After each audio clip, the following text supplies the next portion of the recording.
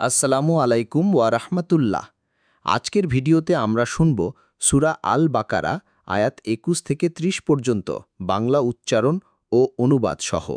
চলুন শুরু করি আল্লাহর কালাম দিয়ে। বিসমিল্লাহির রহমানির রহিম। পরম করুণাময় ও সীম দয়ালু আল্লাহর নামে শুরু করছি।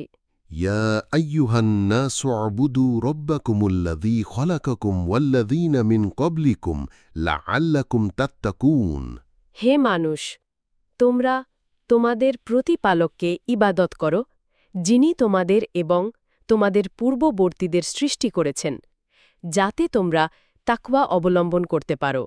الذي جعل لكم الأرض فرشا والسماء بناء وأنزل من السماء ماء فأخرج به من الثمرات رزق لكم فلا تجعلوا لله أندادا وأنتم تعلمون।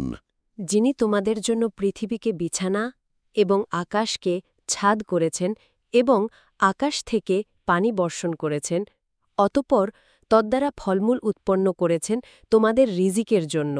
সুতরাং তোমরা জেনে শুনে আল্লাহর সঙ্গে শরিক করো না। وإن كنتم في ريب مما نزلنا على عبدنا فأتوا به سورة من مثله وادعوا شهداءكم من دون الله إن كنتم صادقين। আর যদি তোমরা সন্দেহ করো যা আমরা আমাদের বান্দার প্রতি অবতীর্ণ করেছি তা নিয়ে, তবে এর মতো একটি সূরা তৈরি করো এবং আল্লাহ ব্যতীত তোমাদের সাক্ষীদের ডাকো, যদি তোমরা সত্যবাদী হও।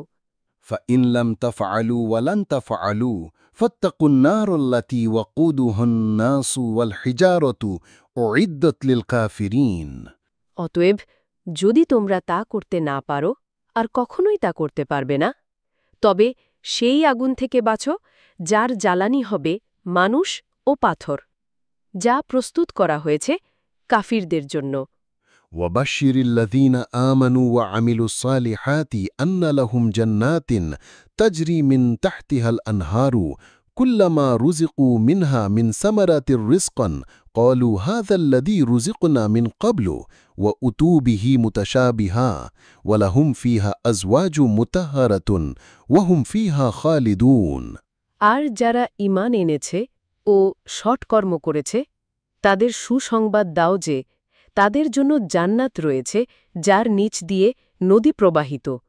যখনই তাদেরকে ফলমূল দেওয়া হবে তারা বলবে, এ তো আমাদের পূর্বে দেওয়া হয়েছিল, অথচ তাদেরকে একই রকম দেওয়া হবে।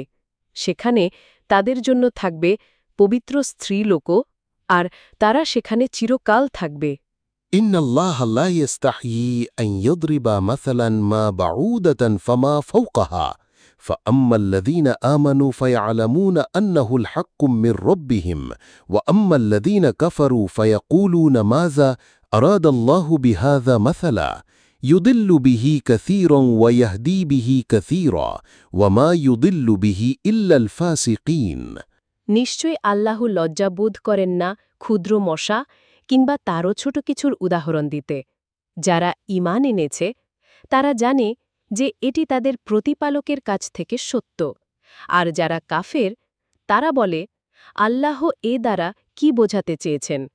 তিনি এর দ্বারা অনেককে পথভ্রষ্ট করেন এবং অনেককে হেদায়েত দান করেন, কিন্তু তিনি শুধু ফাসিকদেরই পথভ্রষ্ট করেন।